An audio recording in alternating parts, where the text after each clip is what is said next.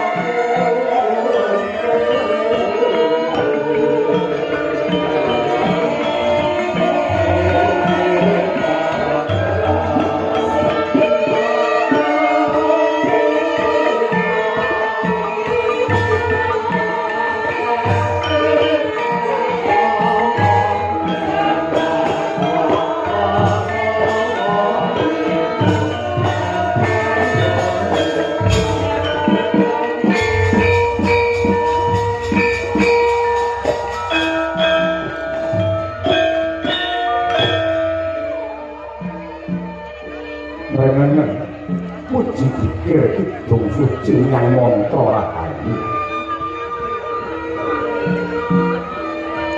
media saking sang Hyaka ipak ingkang anlingga murdas maning Gusti Werdiwana Basuki ingkang ladya mangesti dharmaning kabudayan rahayu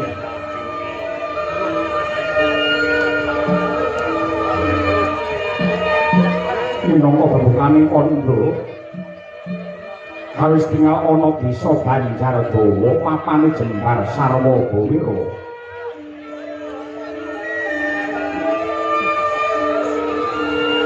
wonten ing desa Silem Bandung saben lurung primenggah dilaking dadi asri wanguning ratri kawis tinggal jajar bagananyar Wisma Jembar mangkulatar menggo endahe kang sekar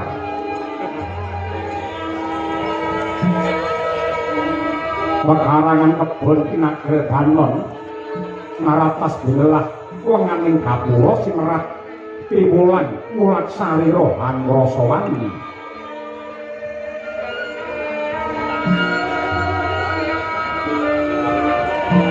dasare tanem tuwuh ingkang mawarni-warni karang itri tumpang sari ambet mangkono dadi indah edi lan peni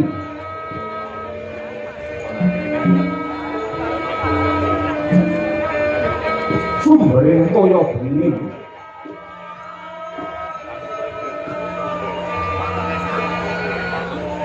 ingkang duwene mili ing kali Malimbar kinarya nglepi pasabinan ora mung ana ing desa kono nanging Malimbar nganti desa Kiwa Tenengih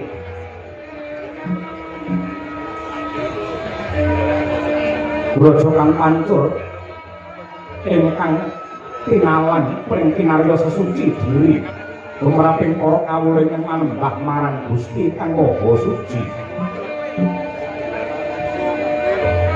Babu sekawaning jang umandang jumbuling sawang mijil saking sono sembahyang angajak pring para kawula sujud pring Gusti kang Maha Tenang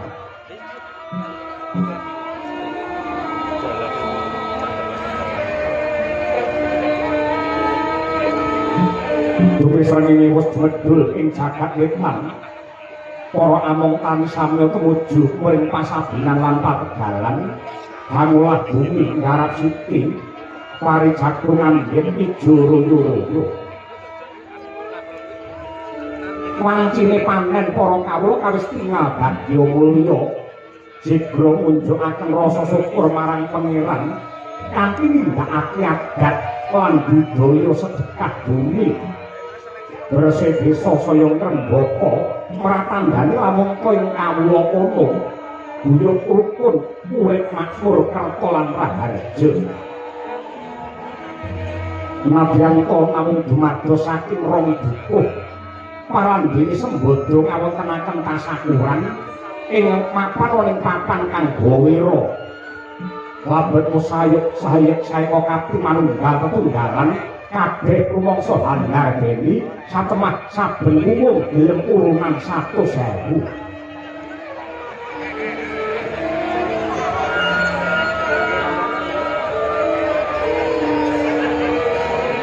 Pramila ki Semar Badralaya anane amung mili sarta mangestuni dhumateng sedyane para kawula ingkang remen dhumateng kabudayan sing nyuwun gelaring budaya yekti para kawula parandene yektine lurahe mung melu waton liyane kabeh do gelem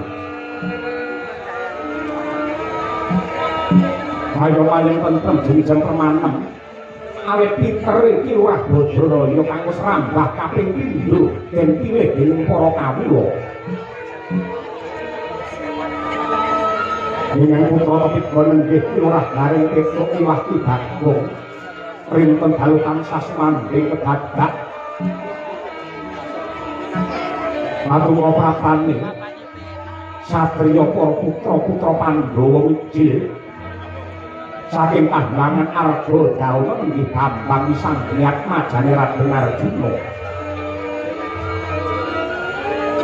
Balan kantun putra Indradipati atmajane Raden Werkudara yang kasih Raden Antasena. Mangkono Kyai Semar Sigra manembra rawuhe Sang Bendara kekalih.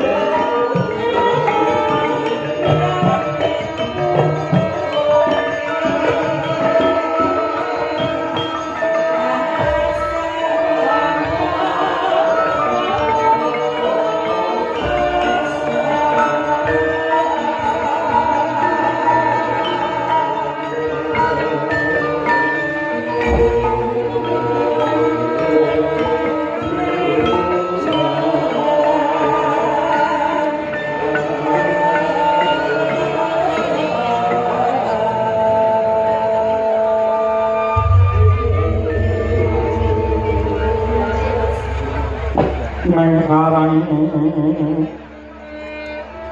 kadempa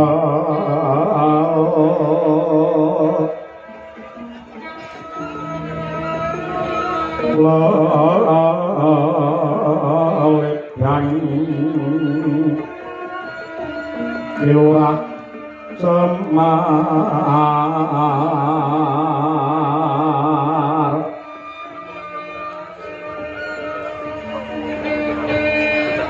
sak pranakane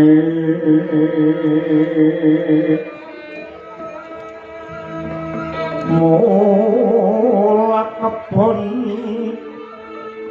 kedalan aren-aren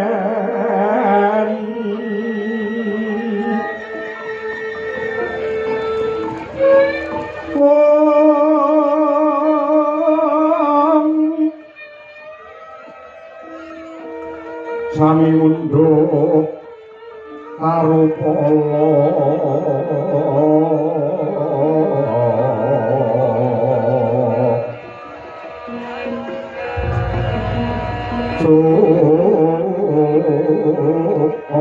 sinden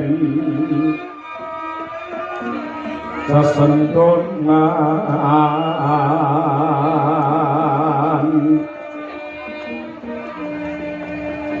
sarwi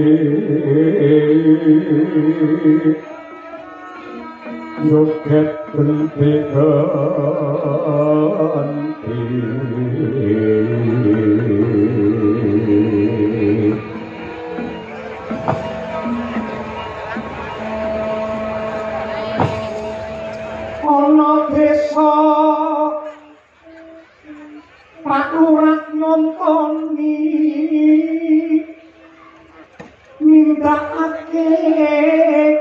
kewajiban desa cari ngati penulise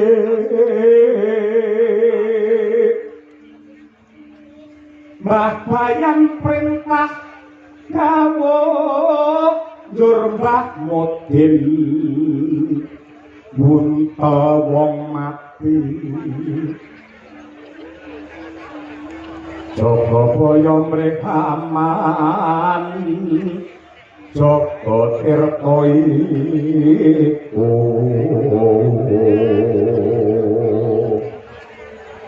andum banyu kang warata kami tuwa pangayom sangya prodase RT RW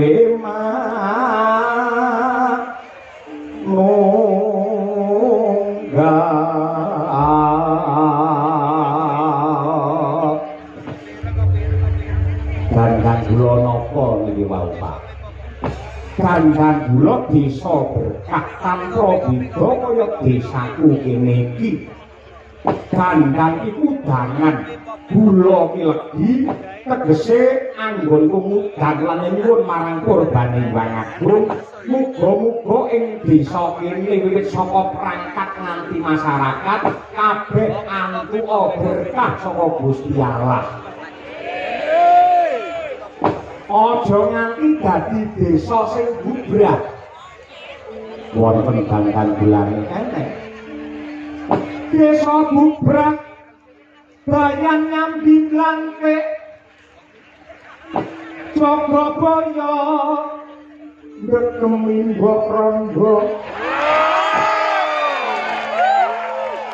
tarik hati penulise Mbah Mudin Bandar Dagu pacare ngedhekke korupsi RT RW mainan kami tuwon dukun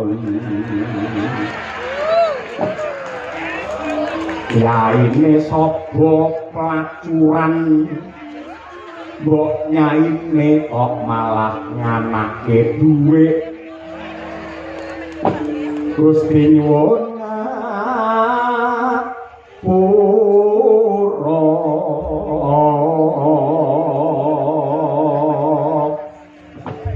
kula mboten nyemoni sinten-sinten mboten kritik sinten-sinten lahir batin kula mboten kritik sinten-sinten ewadene kok nglakoni berarti ya atine dipodhe nggih napa mboten lur kowe iki ditimbali rene lagi pisan wae kok wis muni sing ora-ora kaya tegemen kowe muni kaya ngono kuwi kok kirang mboro iki matur nuwun karo panitia kok malah ditegel-tegeli ngucap sing kaya ngono landhepe kaya ngono tegel ra tegel ya tetep tegel yen nganti kiai kene kok yo gelo karo sampean piye yen gelo nyatane sesuk-esuk aku wis mulih ketemu paling ya taun ngarep sih kan jebul sing ra anti-anti wis pato kene loro pisan iki malah ingkang prayogi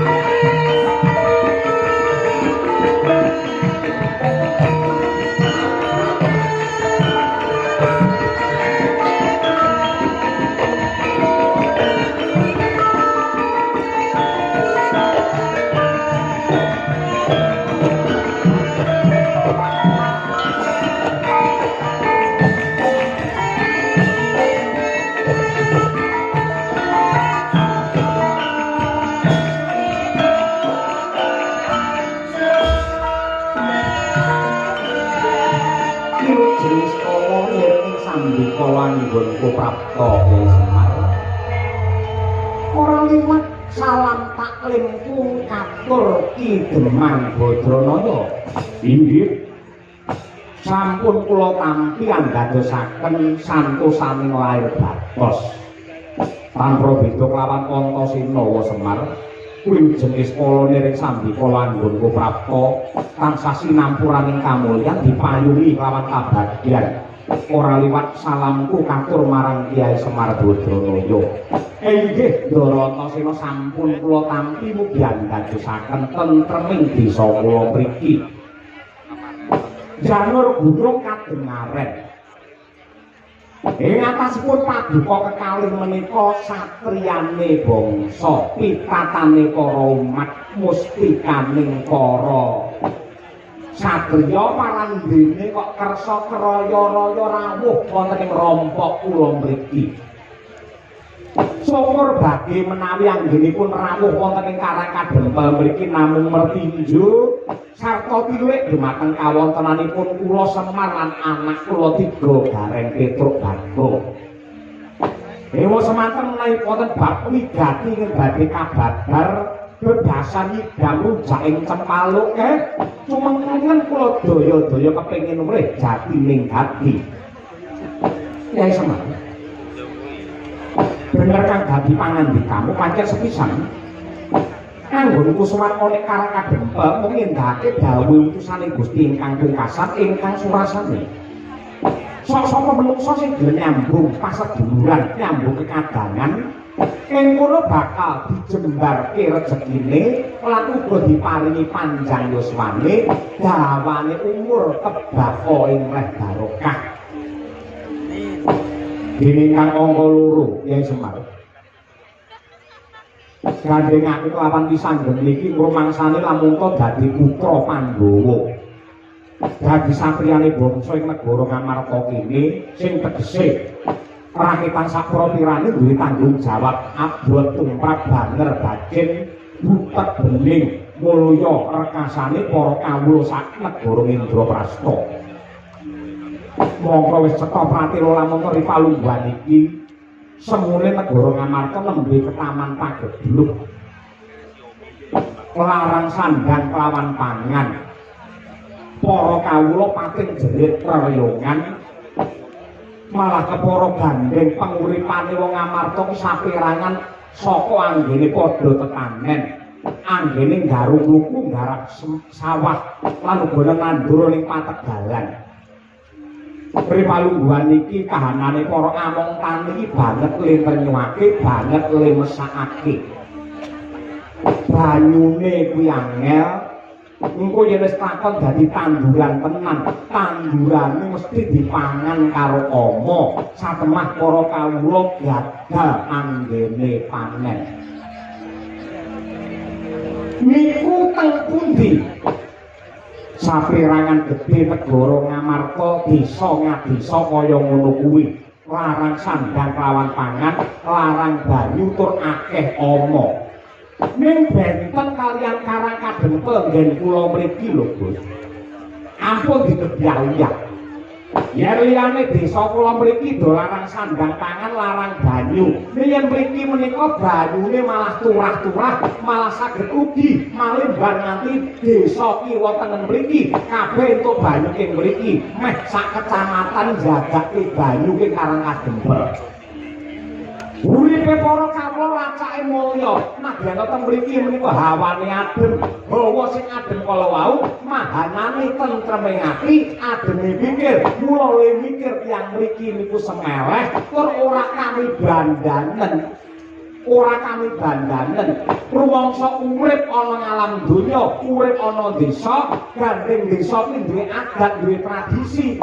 Waton desane kok duwe gawe, desane kok duwe hajatan. Mesti para kawula ki moh mandeg, moh leren, moh mangku tangan. Sak propirane ya kudu melu duwe gawe. Menurut saya niku desa Pakis ireng mriki. Manggejah manggoleki. Tiyang syukuran desa niku racake liurane pira to? Mung 20.000 mung gawe 30.000. Ning teng mriki niki saben wungu iki 100.000. Muga-muga sing do iuran urunan semono kae rezekine tambah kathah melimpah ruwah kebak berkah. Mergo wong mriki ora wedi miskin, ora wedi melarat, ora kami bandangen. Lha mikir ki enteng. Saiki dhuwit kelangan 100, aku percaya iki bari mbalike 100 juta. Niku. Dadi kudu duwe kapitalan sing jenenge wong Bronodiyah, wong amal, wong sedekah niku ora bakal lokak ning parandene saya kebak ora mutah parandene tambah wuto. Mangkitane mawon. Taun niki gelem gelar budaya kaya ngeten niki. Taun ngarep wayangan melih, le urunane ben wong 500 niki mangke. Wis mesti meca pantese padha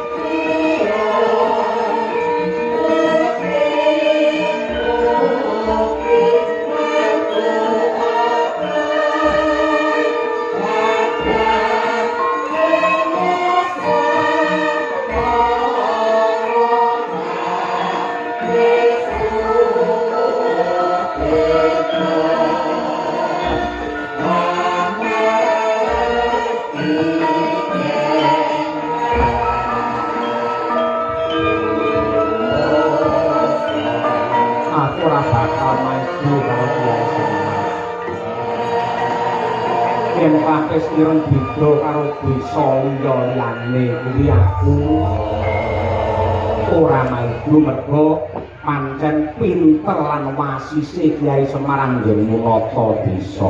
Sing pinter niku sapa? Ta kula niki mboten pinter. Sing pinter ya kabeh para kawula niki. Wong desa utawa perangkat niku teng mriki mung manut piye karepe para kawula. Ngoten niku. Ning kawulane ya sembada, upamane duwe usul ngeten-ngeten iki kawula ya gelem kurban. Lah niku apike teng mriku niku dadi kawula dadi rakyat aja mung iso nyacat karo maido karo pejabat desa. Yen wani usul ya kudu wani rakyat tenan niku sing apik teng mriki. Iya. Mula kang mangkon nuwun sewu. Yen sak liyane Karang Kadempel, sak liyane Klampis Ireng isih akeh desa-desa sing uripe para kawulane padha rekoso. Kaya sing diaturake ngarep mau, larang sandang kelawan pangan. Panene mesti gagal mergo tansah dipangan karo ama. Gandeng panjenenganmu iki Kyai Sepuh, Kyai Semar. Panjenenganmu wong tuwa sing kudu kena pinuwa lan pinuwi-tuwi, wong tuwa sing kena kanggo paugeran, wong tuwa sing kena kanggo gundelan. Kula rake tanggung seklimah para gati paling dawuh ngamarta tek kaya ngene iki sebabe apa lan seranane desa-desa liyane Klampis Ireng ben kaya Klampis Ireng iki carane piye. Nuwun sewu nggih. Kula tak nderek matur klungsu-klungsu Semar tak melu nadyanto kucem diraupi kula tak melu usul. Menapa sebabipun saperangan ageng negari Ngamarta niku ripalungguhan samangke ketaman pagebluk ketaman prihatin. Wong desa uripe padha rekoso merga larange pangan kala wau. Merga samangke wong Ngamarta niku akeh-akeh do lali karo jati dirine. Do lali karo adate, do lali karo budayane. Lah niku mongko sampun cetha pengiran maringaken kanugrahan wujude bumi lajeng dipun tanduri mbuh paripa jagung apa tela menapa kemawon niku sing nyatane tanduran kala wau saged murakapi tumrape gesange menungsa. Ning menungsa sok-sok lali ngaturke syukur, ngaturke panuwun marang Gusti merga saka nikmate bumi. Yen cara mbah-mbahmu mbiyen saben-saben bubar panen niku mesti ngawontenaken sedekah bumi, ngawontenaken merti dusun, ngawontenaken sing diarani bersih desa. Niku hajate wong sak desa. Ning sakmangke sampun langka lho. Sampun langka para kawula sing gelem nyukuri kanikmatane Gusti niku sampun langka. Lah niku mongko leluhur kina rumiyin sampun paring contoh yen kowe nyukuri kanikmatane Gusti secara agama ya dituntunake ya ta secara agama ugi dipun tuntunaken ning secara budaya ugi sampun dipun paringi contoh. Agama niku napa to? Agama niku pranatan saking Gusti ingkang tinulis wonten ing Weda Suci minangka tuntunane kajiwan supaya manungsa dipun paringi tentrem lahir batin, keselamatan donya tekan akhir. Niku agama. Budaya niku angen-angen sing ambabar marang kaendahan lan katentreman. Jane agama kali budaya niku cara wong mlaku padha. Yen agama niku sikil tengen, budaya niku sikil kiwa. Ning racae sakmenika tiyang mlaku niku malah lumpuh. Enek sing mlaku sikil kiwa tok, enek uga sing mlaku niku tengen tok, enek uga sikil tengen karo kiwa malah ditabrak niku enten. Sing marai kesruh, marai wong loro kejungkel mergo kiwa karo tengen, agama karo budaya ditabrake. Aja bersih desa, ndak marai musyrik. Aja nganake sajen, ndak marai sirik. Aja ditepang. Nyajeni demit. Saniki monggo to dinalar, jaman wis maju kaya ngeten lho. Kok iso sajen nyajeni demit iki tegese piye? Kula tak takon. Demit pundi sing doyan kali gedang raja iki demit pundi?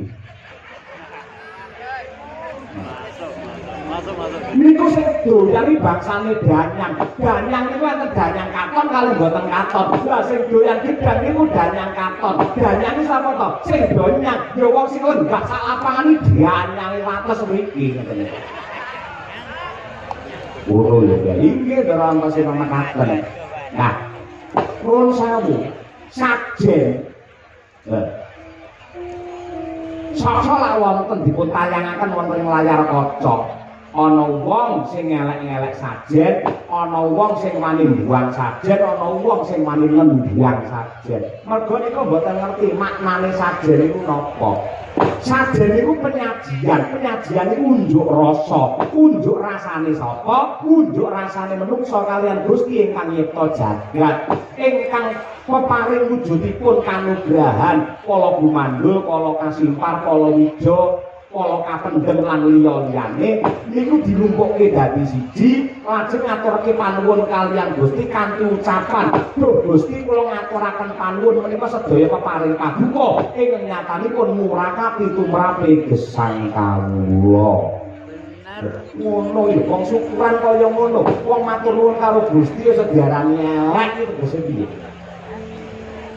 Biar buceng ngono iki ya ana karepe Pak. Ya ana. Buceng iki tegese nyebuta sing kenceng. Nyebut karo sapa? Gusti ingkang nyipta jagat kanthi cara budi zikir lan uga nindakake wiritan kuwi buceng. Biar buceng tumes kae piye Pak? Aku ngerti. Apa? Mlebune kenceng metune lemes. Ya kok ngomong pisan lambene elek. Lho, aku iki bilane Bapak Semar lho. Sing dikandhani Bapak Semar iki bener. Malah sosokan sing kedawa-dawa. Aja bersih desa, aja nanggap wayang. Wayang iki musyrik, wayang iki haram. Lho, sejarene haram karo ora lek gumantung niate sing mresani wayang. Iya toh. Heeh, ngono kuwi. Lek nonton wayang niate gatekke lakon, gatekke wejangan, gatekke crita, gatekke gendhing. Insyaallah ora ana harame, ora ana dosane. Sing marai dosa nonton wayang niate kleru, ora gatekke crita ning butuhe mentelengi sinden. Sing rene butuhe nyawang sinden wonge teko.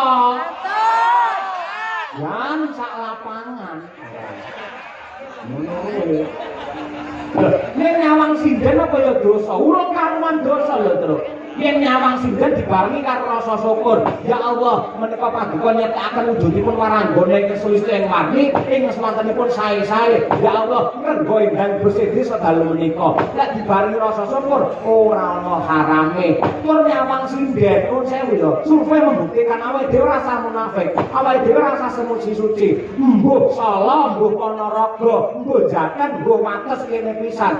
Wong lanang mbuh enom, mbuh tuwa, nyawang sinden nek nganti ora tertarik, wajib dipresakne. Pengumuman iki.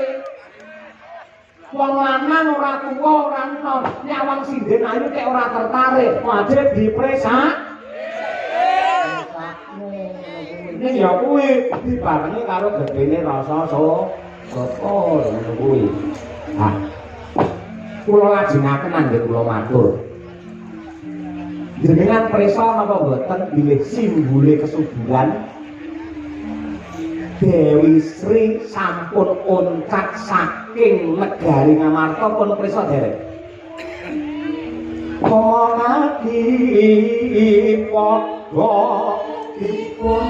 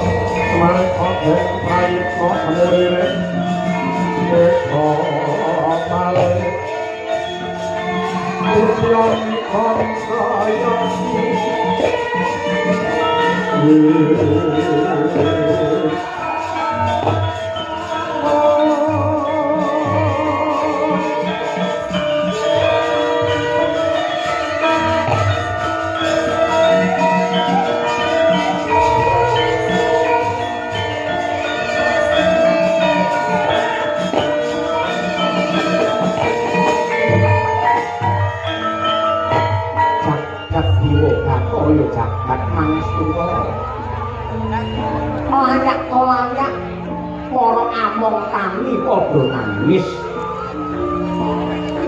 Jebule palungguhan iki Dewi Sri simbole kesuburan wis jengkar saka mata Kyai Semar nggih. Merga napa? Pun boten krasan manjing wonten mriki, hawane wis sumuk. Menungsa niku mung ngumbar hawa, kabeh mung golek mulya. Lali karo budayane, lali karo adate, lali karo jati dirine. Nah, niki kangge srana subure melih negari Ngamarta Dewi Sri kedah wangsul. Kula duwe niat, kula duwe tekad, duwe panggayuh, kula kek pengen bangun pura kencana to, Den.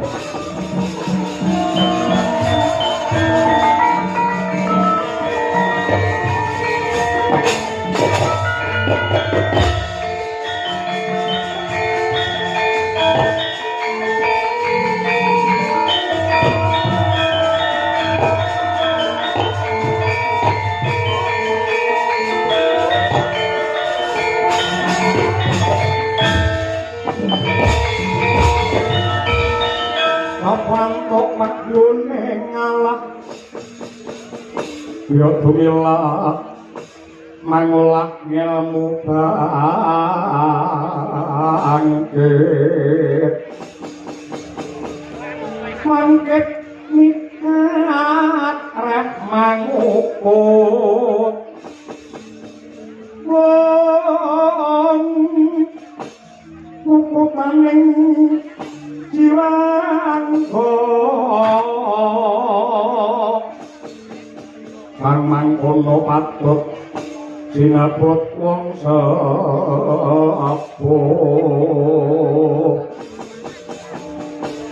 wire sepuh sabiha Allah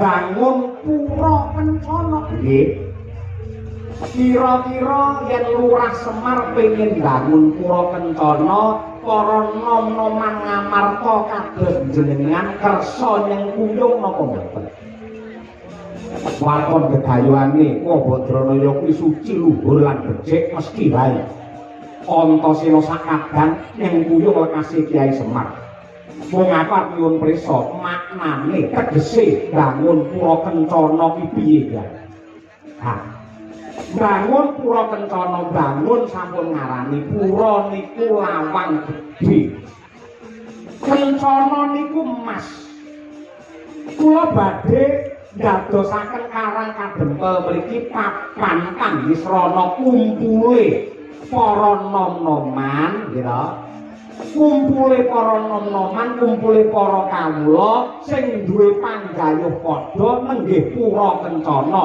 gegayuhanipun kepengin buka lawang gede supaya wong ngamarta bisa mapan oleh jaman keemasan kali kencana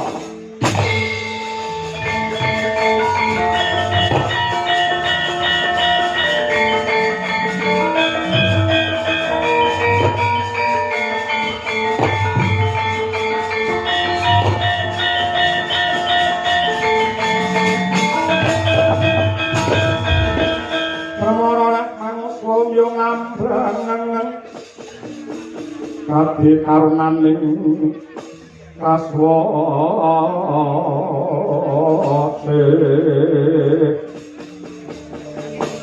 kaneng marga memalagung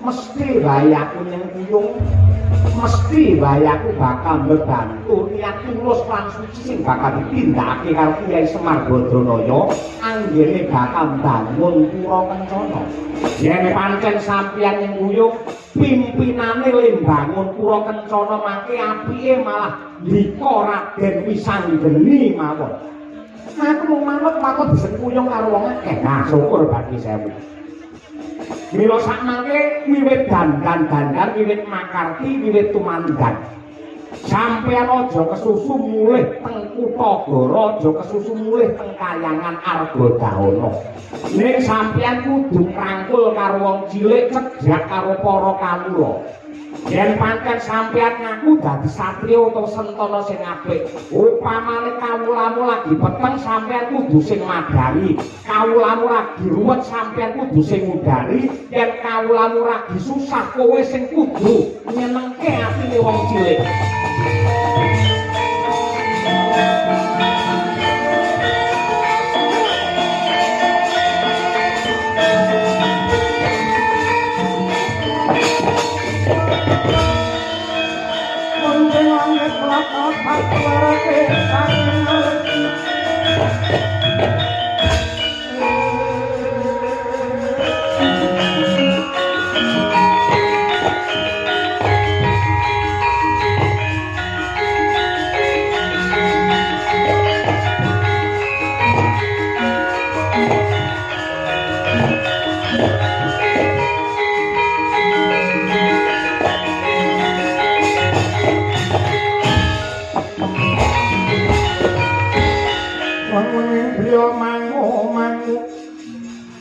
mangun kandhuan rimang berlena tanpa kaning yen pangkulo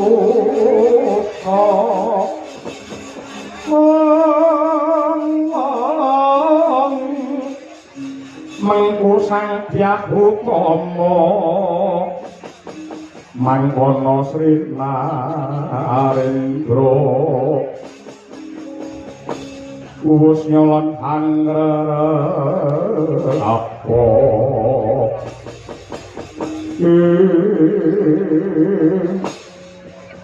iki nitik sandangane cetha lamun to iki lurah utawa Demang. Para gagi sajarwa kowe Demang sapa? Inggih Kyai Semar dipun tepangaken kula Demang saking dadapan nami kula pun munaji. Guru cilik kaya ngene dadi lurah nggih rong periode lho kula. Ning tak samang kowe kok tawang-tawang tangis kaya wong sedaya napa? Ngaturaken ketiwasan wonten desa kula dadapan geger. Salebetipun para kawula niku do tangisan, para tani niku gagal anggene panen merga dipangan kali wereng dipangan omok. Malah sak menika teng sawah niku wonten wujudan buta sing ndase celeng rusak tandurane para kawula dadapan pripun menika Kyai.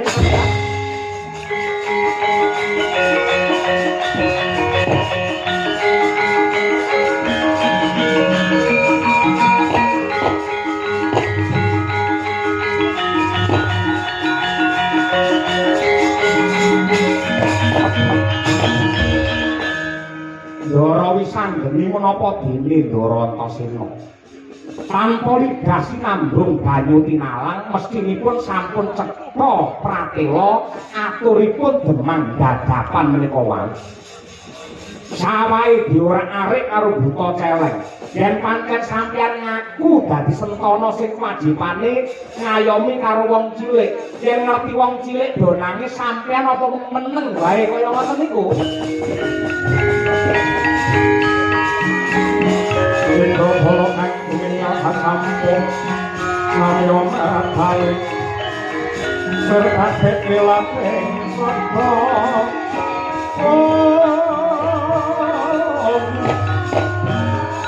Nakman kumangun tangit Minsan anak cilik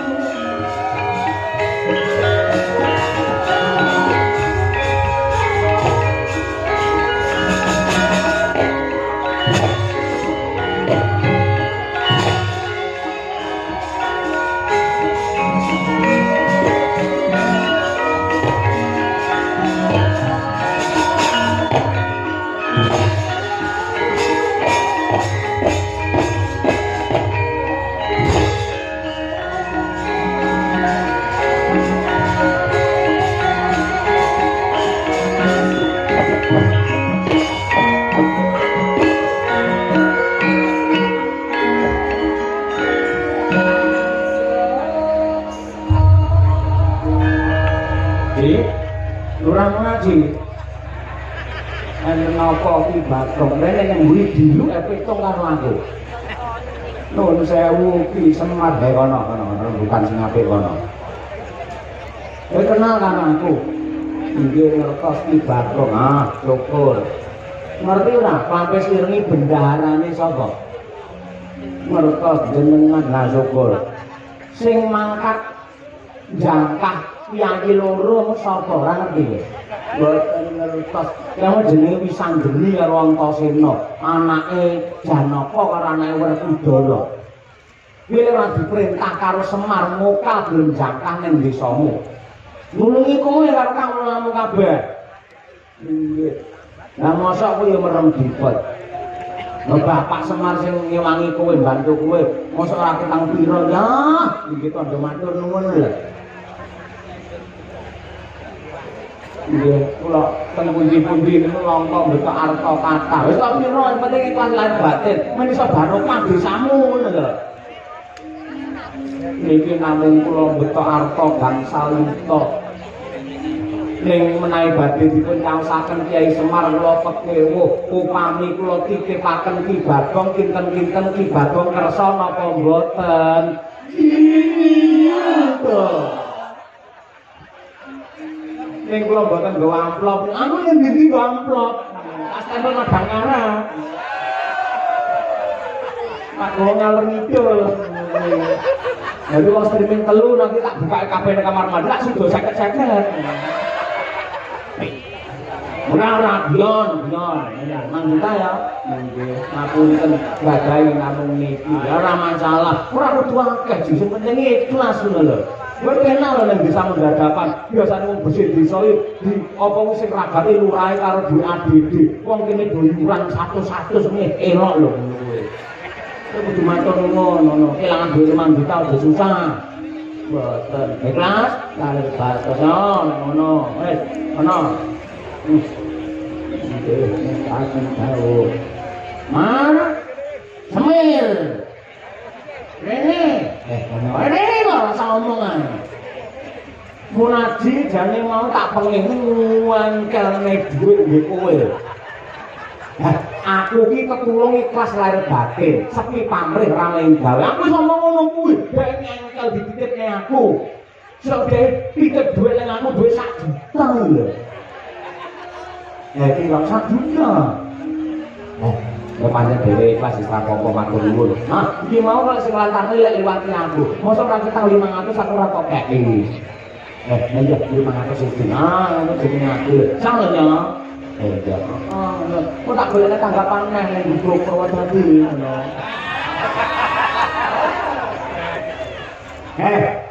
lurah ngaji kok dadak repot-repot ngene ngopo aku tetulungi lahir batin bantu lahir batin terus sing makarti dudu aku sing makarti mung Ndoro Antasena karo sandeni boten napa-napa niku namung kandha matur nuwun kemawon lan nyuwun pangapunten kula boten saged nyaosi kathah namung nyaosi arta ingkang jumlahipun masalah ngene lho Ji lek meneh karo apa-apa aja diomong-omongne wong ora ngerti kiai nek pareng dawuh tangan tengen meneh sing kiwa aja ngiro ngono aja diomongne ngono kuwi iya ora apa-apa ki Demang ora apa-apa tak tampa kanthi lila legawa dhuwit sing jumlahe masalah ngene lho Mas aja ngomongin dhuwit ora iso turu lho carane ngono kuwi ngomongin dhuwit